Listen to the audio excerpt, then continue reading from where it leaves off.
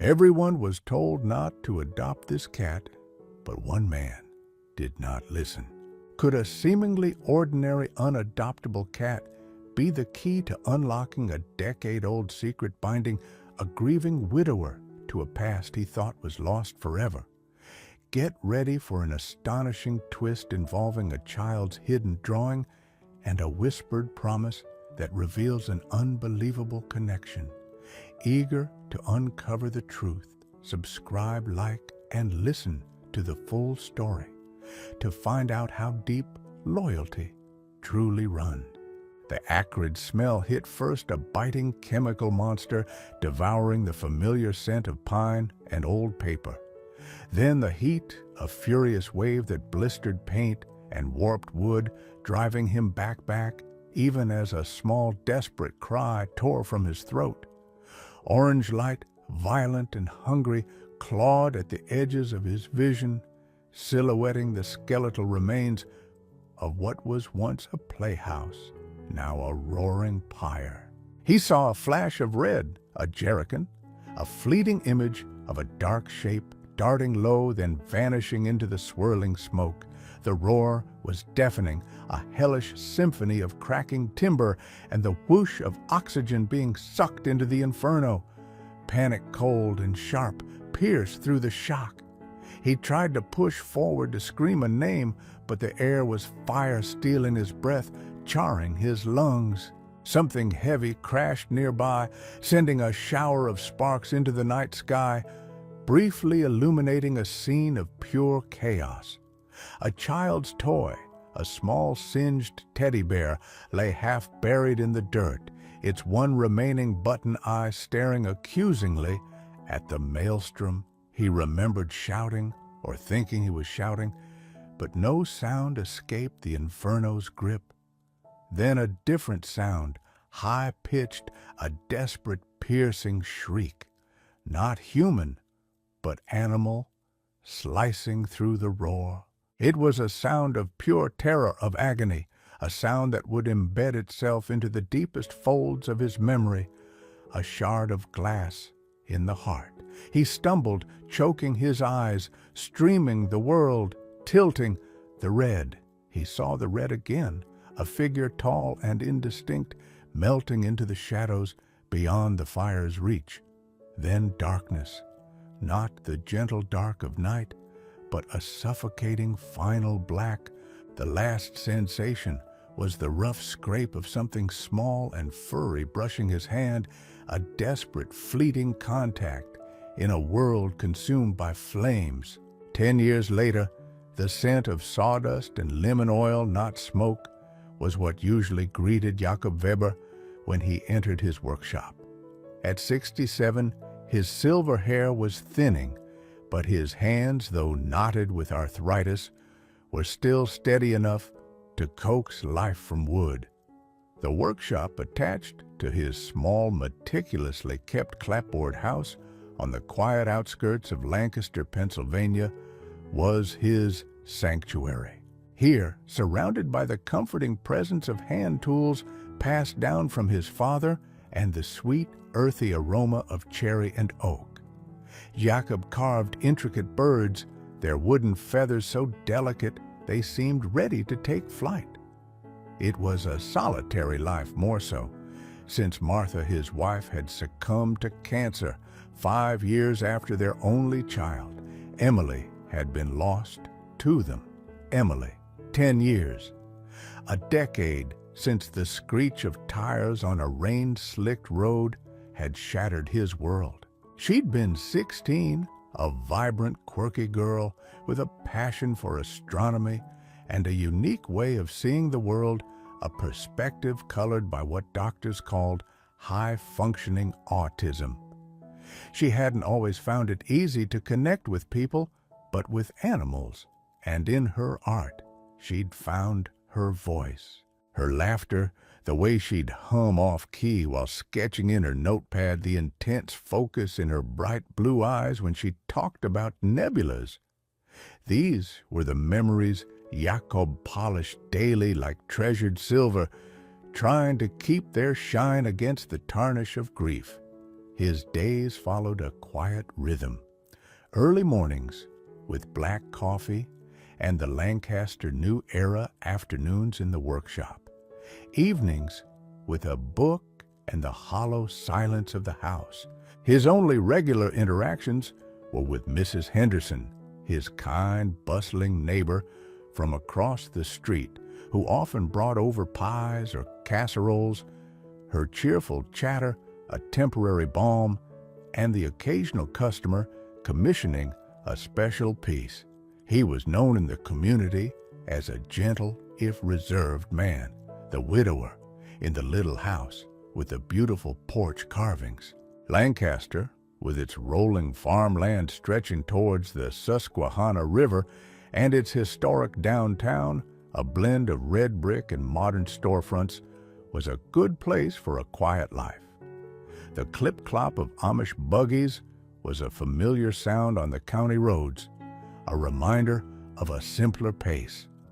But even in its idyllic embrace, loneliness had a way of seeping in, especially as the October winds began to strip the maple trees bare, mirroring the emptiness Jacob often felt. The silence in the house was the loudest sound, each tick of the grandfather clock in the hall, a reminder of passing time, of a future he'd once envisioned, now as lost as Emily's laughter. He'd considered getting a dog, then dismissed it. Too much energy? A cat, perhaps. He'd never been a cat person, but Emily had always wanted one, had talked about a black cat, a sleek, mysterious companion. He'd always hesitated, unsure if they could manage it. Now the thought returned more frequently, a small tentative seed of an idea. Perhaps the silence wouldn't be so deafening with another heartbeat in the house, even a small feline one. He found himself lingering by the pet food aisle in the grocery store, his gaze drifting to the bags of kibble and tins of tuna, a silent question hanging in the air. The house was too still, too empty.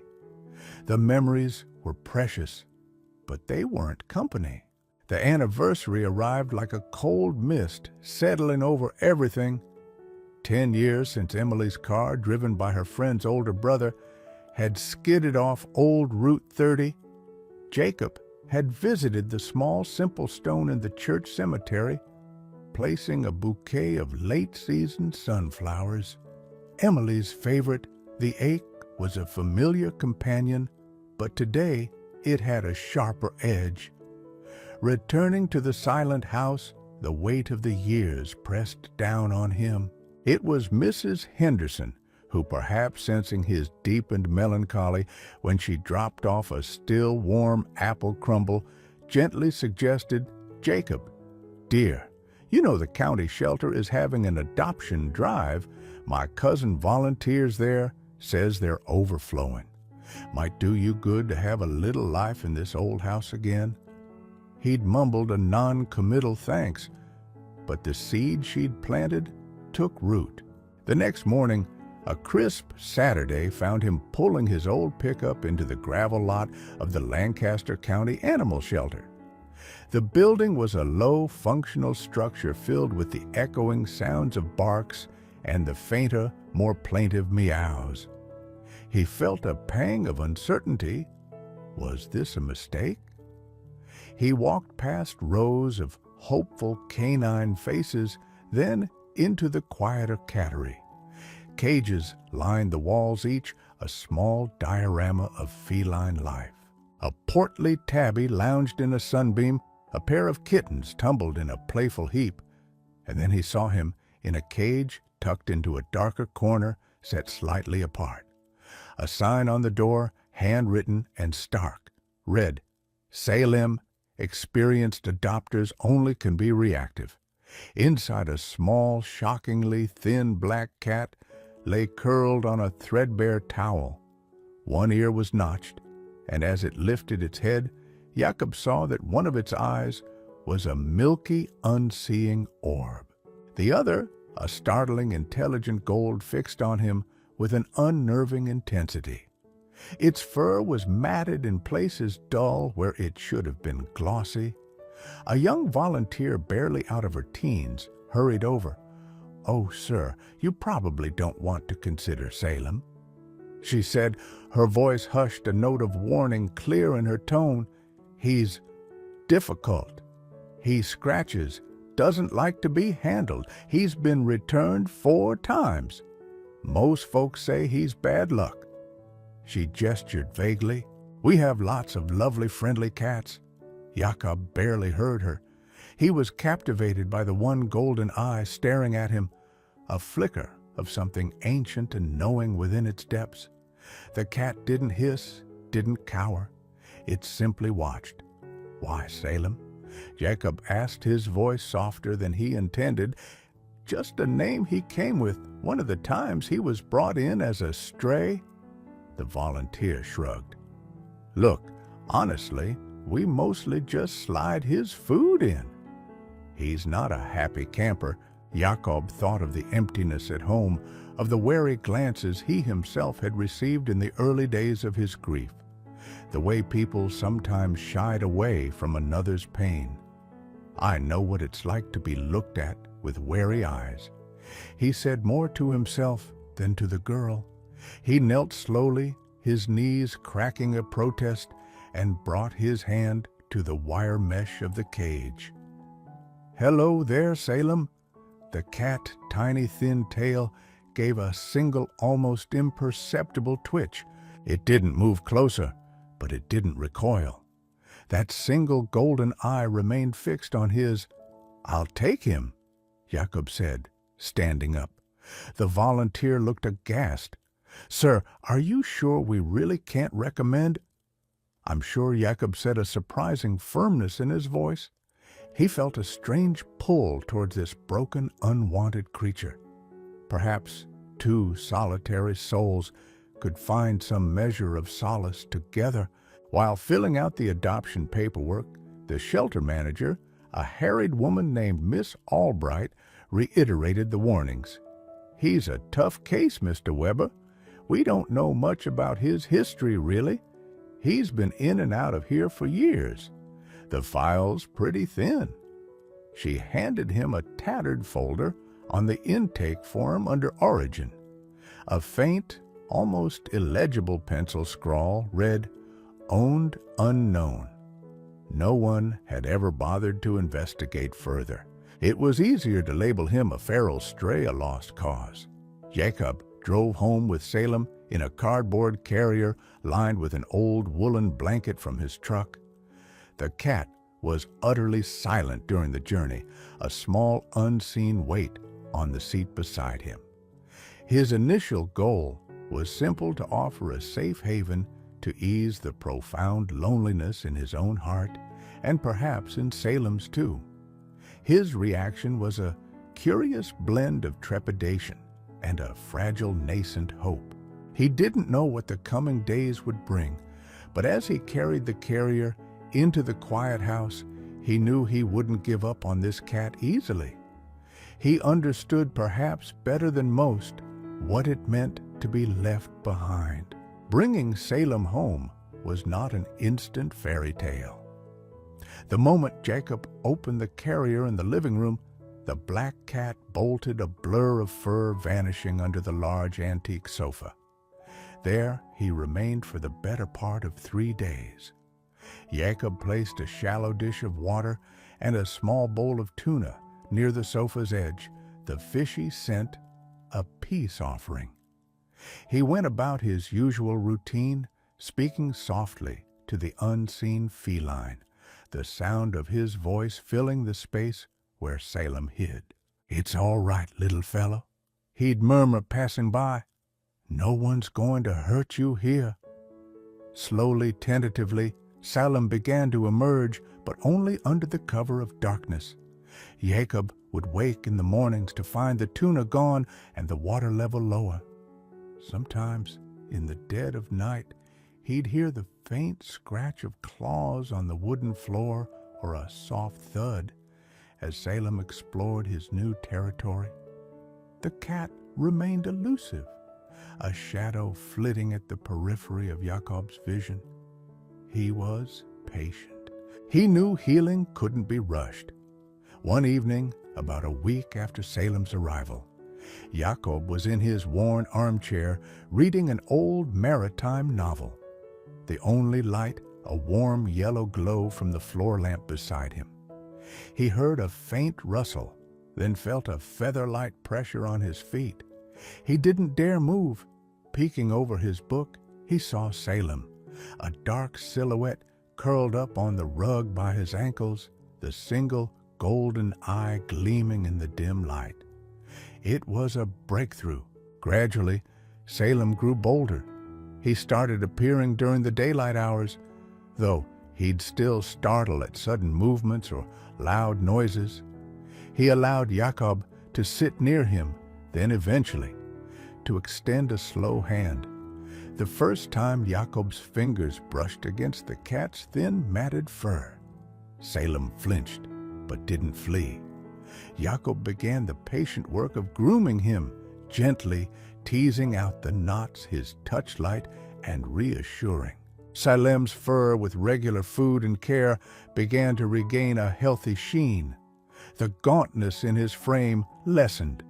He even began to purr, a rusty, hesitant sound at first, then a more robust rumble of contentment.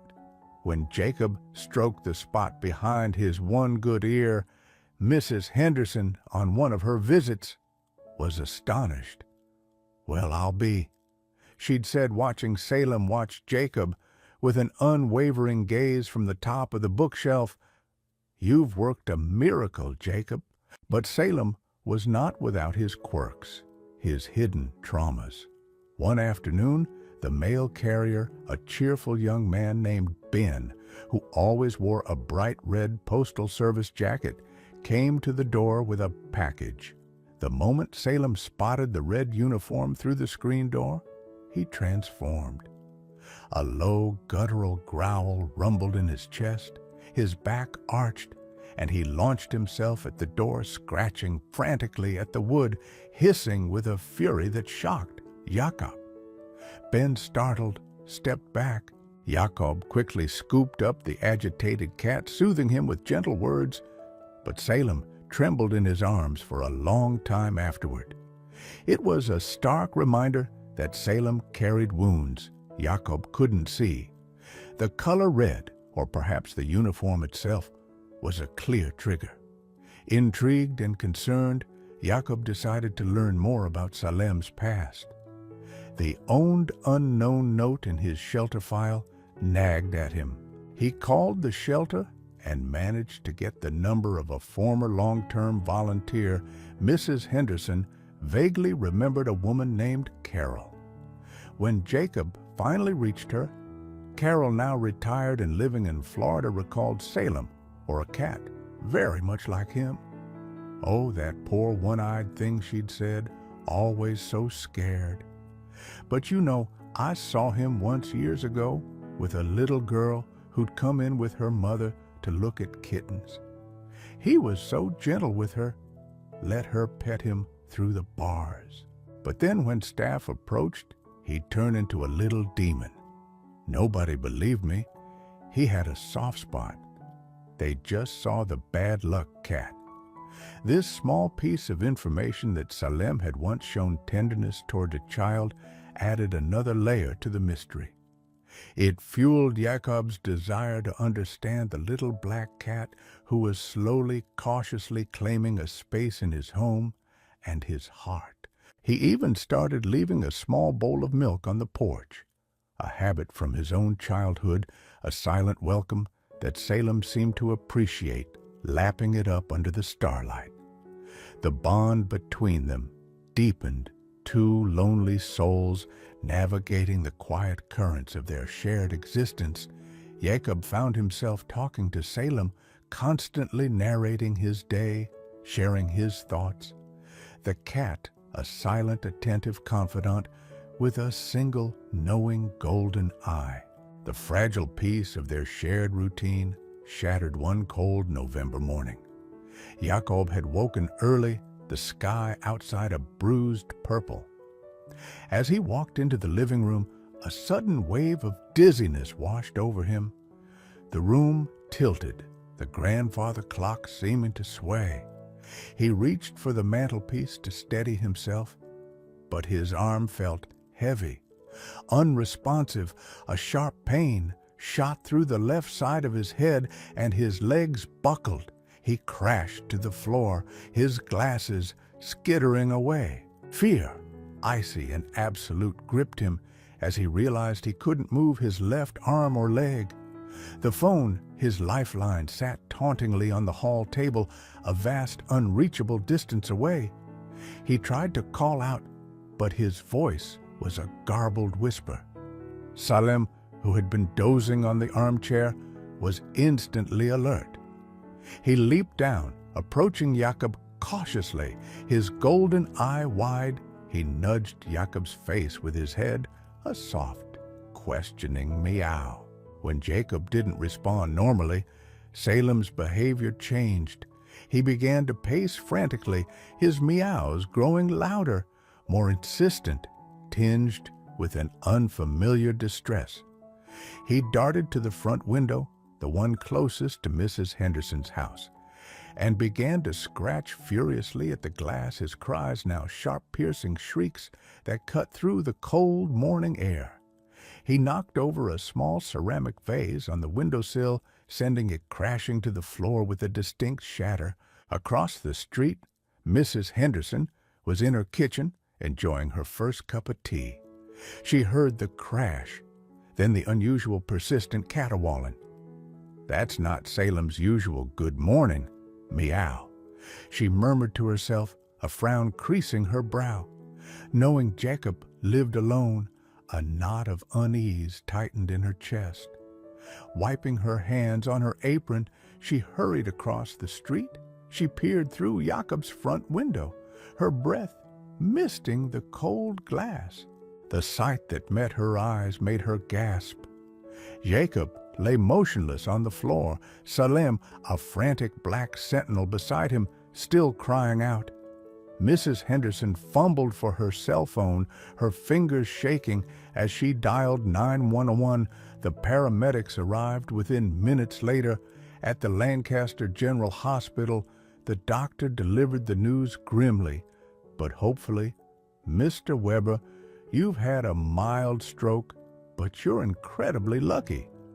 Your neighbor, and apparently your cat, got you help just in time. Another hour, and the outcome could have been far more severe. When Jacob, weak but lucid, awoke in the sterile white room, the first thing he saw was Mrs. Henderson, her face etched with concern, and curled on the blanket at the foot of his bed, allowed in by a compassionate nurse who'd heard the story, was Salem. The cat's golden eye was fixed on him, and as their gazes met, Salem let out a soft, rumbling purr, his tail giving a slow, gentle wag. Jakob reached out a shaky hand, stroking the soft fur. "Thank you, Salem," he whispered, his voice raspy. "You saved me, little fellow." In the days that followed, as Jakob began the slow process of recovery, Mrs. Henderson visited regularly. During one visit, while Salem was again permitted a short stay, she watched the cat doting on Jakob. "You know, she mused, that cry of his this morning. It reminded me of something from years back. There was a terrible house fire over on Chestnut Street, maybe 10, 11 years ago. A family lost everything. I remember being there, the smoke and chaos. And I swear, I heard a cat crying just like Salem did. A terrible, heartbroken sound near the burned-out shell of the house. No one ever found it or knew whose it was. Just a small, dark shape darting in the shadows. Funny, the things you remember." Jakob listened, a strange premonition stirring within him. A house fire, a crying cat. Chestnut Street wasn't far from where Emily had lived.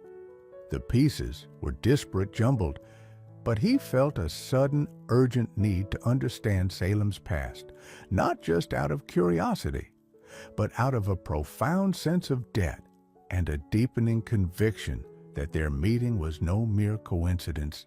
This cat, this small broken creature, had anchored him to life. He had to know his story. It was no longer just about companionship. It was about a connection that felt deeper, almost predestined. He couldn't go back to just being Salem's owner. He had to be his historian, his advocate. The stroke had left Jakob with a slight limp and a weakness in his left hand, but his resolve was stronger than ever.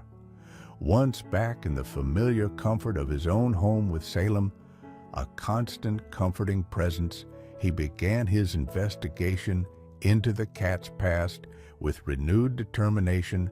Mrs. Henderson's recollection of the crying cat at the Chestnut Street fire echoed in his mind 10 or 11 years ago. The timeline was uncomfortably close to Emily's death. He started at the Lancaster County Archives, poring over old newspapers from that period. The librarian, a helpful woman named Sarah, showed him how to use the microfilm readers. After hours of scrolling through grainy images and faded text, he found a small article dated October 28th, nearly 10 years ago, to the day house fire on Chestnut claims young life. The story detailed a tragic blaze that had destroyed a row house. The victim was a 9-year-old girl named Lily Miller. The article mentioned she was autistic and had a beloved pet, a small black cat that had gone missing in the aftermath of the fire and was presumed dead. There was no picture of the cat. Jakob's heart pounded. An autistic girl, a missing black cat. He photocopied the article, his hand trembling slightly. Next, he revisited the animal shelter, hoping to speak with someone more senior than the young volunteer he'd met initially. Miss Albright, the manager, was busy, but agreed to a brief meeting. When Jakob showed her the newspaper clipping and described Salem, his one eye, his aversion to red, his initial extreme fear, a flicker of recognition crossed her face. Salem, he's been in and out so many times under different circumstances, sometimes picked up as a stray miles from here, she said thoughtfully. But there was a period, yes, around that time, maybe a year or so after that fire, when a cat fitting his description first showed up. Terribly traumatized. We had a vet check him then. That's when we think he lost the eye, likely from some injury maybe during the fire or fending for himself afterwards. She then connected him with a Miss Anna Kowalski, a former senior kennel worker who had retired a few years back, but was known for her sharp memory. Jakob found Miss Anna tending her rose garden in a nearby township. She was a woman with kind eyes and a no-nonsense demeanor. When Jakob described Salem and mentioned the Chestnut Street fire and Lily Miller, Miss Anna nodded slowly. I remember that time, and I remember a cat, a one-eyed black cat, wild with grief and fear. We called him Phantom. Back then, he wouldn't let anyone near him for months. He did have a strange reaction to one of our maintenance guys who always wore a red baseball cap. Used to terrify the cat. She then recalled something crucial. There was another child, a young volunteer, a teenager, who used to come in with her mother. Emily. Yes, I think that was her name. A quiet girl, kept to herself mostly, but she had a real way with the difficult animals. She spent a lot of time just sitting by Phantom's cage, talking to him. I think she was the only one he ever showed a hint of trust towards back then. She even sketched him a few times, said he reminded her of a cat she'd always wanted. Emily. Jakob felt a jolt, as if the ground had shifted beneath him.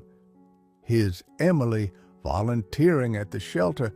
She'd never mentioned it in detail, just that she sometimes helped her friend's mother with animal charity work.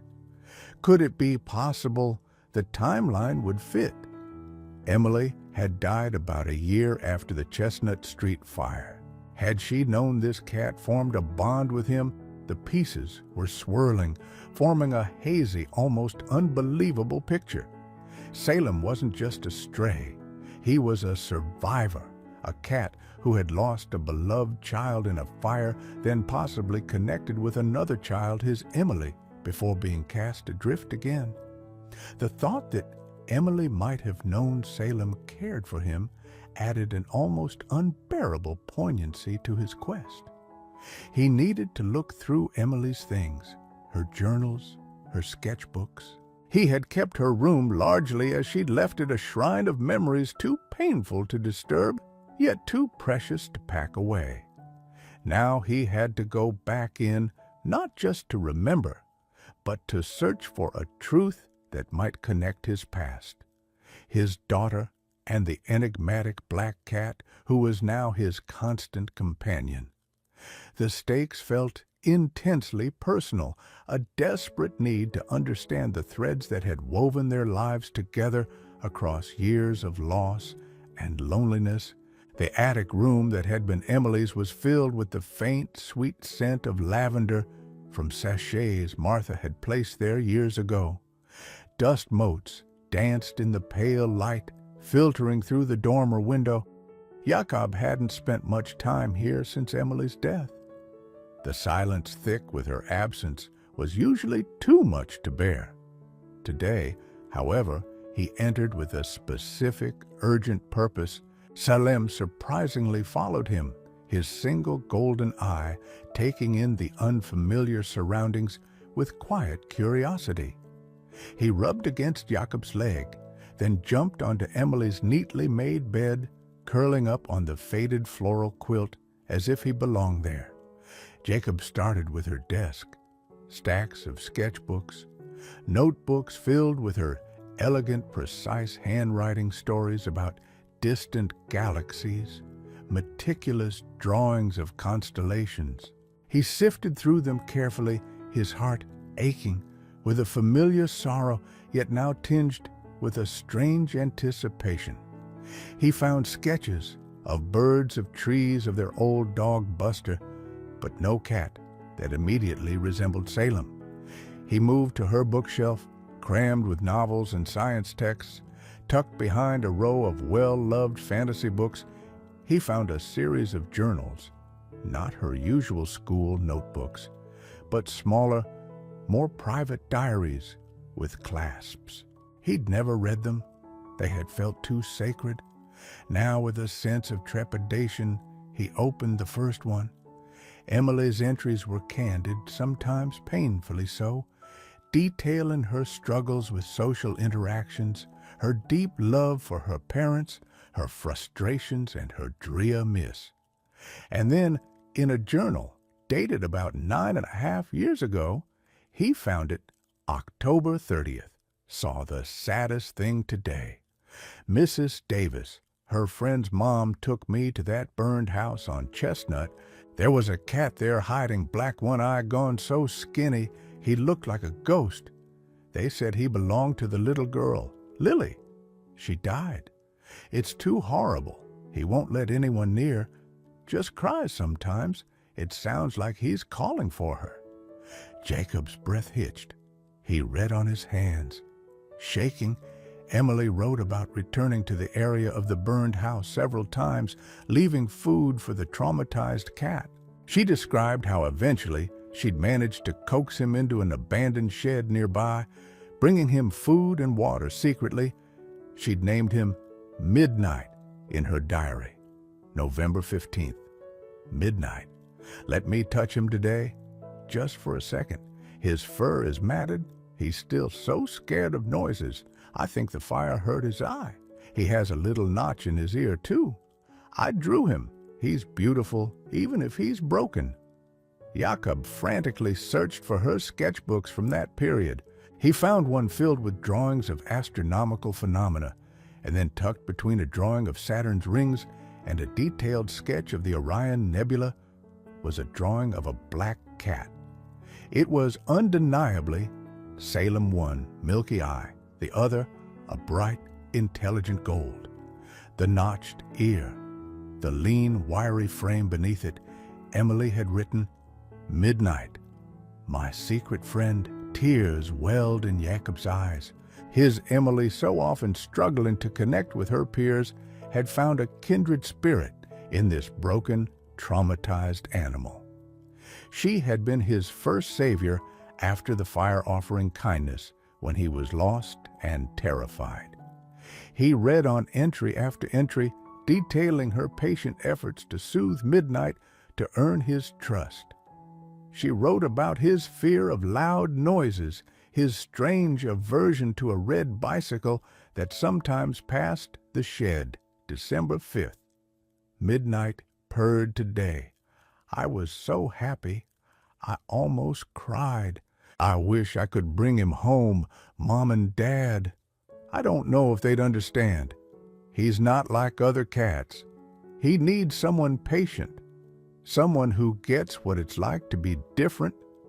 The entries continued for several months, a secret chronicle of a girl and a cat forging a bond in the shadows. Then, about a month before Emily's accident, the entries about Midnight became more sporadic, tinged with anxiety. She mentioned that the shed was due to be torn down. She was worried about what would happen to him. Jakob felt a crushing weight of regret. If only he'd known, if only she'd told him, maybe he could have helped. He looked at Salem now, sleeping soundly on Emily's bed, an air of peaceful ownership about him. The cat had found his way back not just to a home, but to a connection that spanned years and immense loss. The journey now felt less like a coincidence and more like an unwavering thread of loyalty, an animal's deep-seated memory of kindness. The final pieces of the puzzle were falling into place, each one carrying an almost unbearable emotional weight. He knew there had to be more, one final confirmation. Emily had been meticulous. Jakob continued his search, a man possessed. He went through Emily's old wooden keepsake box, a small chest where she kept her most treasured possessions, polished stones, a bird's feather, old birthday cards. At the very bottom, beneath a layer of dried flowers and childhood trinkets, he found a small folded piece of drawing paper.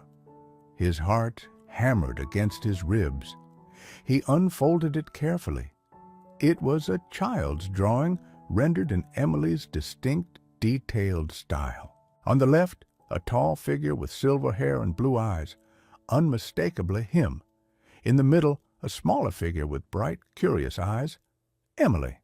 And on the right, held gently in Emily's arms, was a small black cat with one vibrant yellow eye and one clouded one. It was Salem. The likeness was perfect, down to the tiny notch in his ear. Beneath the drawing, in Emily's careful, slightly slanted handwriting, was a single sentence, "Daddy, Emily, and Salem, my protector." Tears streamed down Jakob's face, blurring the image. Salem, not Midnight. She had called him Salem in this drawing, the name he carried now. Had she heard the name somewhere? Or was it a name she'd chosen for him in her heart, a name that signified something special to her? And then tucked into the fold of the drawing, so small he almost missed, it was another, even smaller note, a tiny square of paper. He picked it up with trembling fingers. On it, in the same neat script, were 4 words, "Salem will protect you." The air left Jacob's lungs in a ragged sob. It wasn't a prophecy, not in any mystical sense. It was a child's heartfelt wish, a testament to the bond she'd felt with this creature, her belief in his resilience, his spirit. Emily, in her own quiet way, had been trying to protect Salem, and in her innocent heart, she believed Salem in turn would offer protection, loyalty, and love. And in a way, he had. He had saved Jacob's life not through supernatural intervention, but by being a cat distressed by his owner's collapse. His cries, a desperate call for help that had been heard. He had brought comfort, companionship, and now this almost unbearable, beautiful connection to Emily. The full weight of Salem's journey crashed down on Jacob. The trauma of the fire, losing his first child owner, Lily. The subsequent fear and loneliness, then the brief, gentle solace with Emily, another sensitive soul who understood him, and then losing her too. The years of wandering the shelter, the returns, the label of bad luck, until by some incredible twist of fate, or perhaps by the faintest, oldest scent of a memory of kindness, he had found his way to Emily's father. Salem stirred on the bed, opened his golden eye, and let out a soft meow, as if sensing Jacob's emotional turmoil.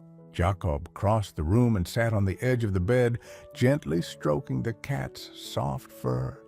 "Oh, Emily," he whispered, his voice choked with emotion. You knew he was special." The discovery in Emily's room changed everything. It didn't lessen the grief Jacob felt for his daughter, but it reshaped it, adding a layer of profound, almost mystical connection. Salem was no longer just a cat he had rescued. He was a living link to Emily, a final, unexpected gift from her. He was a testament to her compassion, her quiet understanding of creatures who, like her, were often misunderstood. Jacob shared the story with Mrs. Henderson, who listened with tears in her eyes. He even contacted Miss Anna from the shelter, telling her about Emily's secret bond with the cat they had once called Phantom. The story, when pieced together, was one of incredible resilience, of deep connections forged in the face of tragedy, and the almost unbelievable journey of a lost cat finding his way against all odds to a place of love and understanding. A few weeks later, the Lancaster New Era ran a small feature story, not on the front page, but in its community section. It was titled "The Cat Who Came Home," penned by a local journalist who had been touched by what he heard. It didn't sensationalize, but rather gently told the tale of an old man, his lost daughter, and the one-eyed black cat who had bridged the years of sorrow. The article spoke of kindness, of second chances, and of the quiet miracles that can happen in ordinary lives. It resonated with many in the town, especially older readers who cherished stories of enduring loyalty and the comfort of companionship. Donations to the local animal shelter saw a modest increase. Life for Jacob and Salem settled into a new rhythm, one enriched by shared history and unspoken understanding. Jacob still carved his birds, but now Salem was often nearby, curled on a pile of soft rags in a sunbeam, his golden eye following Jacob's movements. Evenings were no longer silent. They were filled with the soft thrum of Salem's purr, the quiet padding of his paws on the wooden floor. Jacob talked to him constantly, telling him about Emily, about their life, as if Salem could understand every word. And sometimes, looking into that single intelligent eye, Jacob felt as if he truly did. He never found out who or what had caused the fire that killed Lily Miller, or why Salem had such a visceral reaction to the color red, though he suspected it was tied to a traumatic memory from that terrible day. Some wounds he knew never fully healed. They just became a part of who you were. Salem, the bad luck cat, the one everyone had been warned against, had turned out to be a vessel of memory, love, and profound loyalty. He had not just found a home, he had in his own unique way brought Jakob home too, back to a sense of connection, back to a world where Emily's love still echoed warm and comforting in the presence of a little black cat with one golden eye.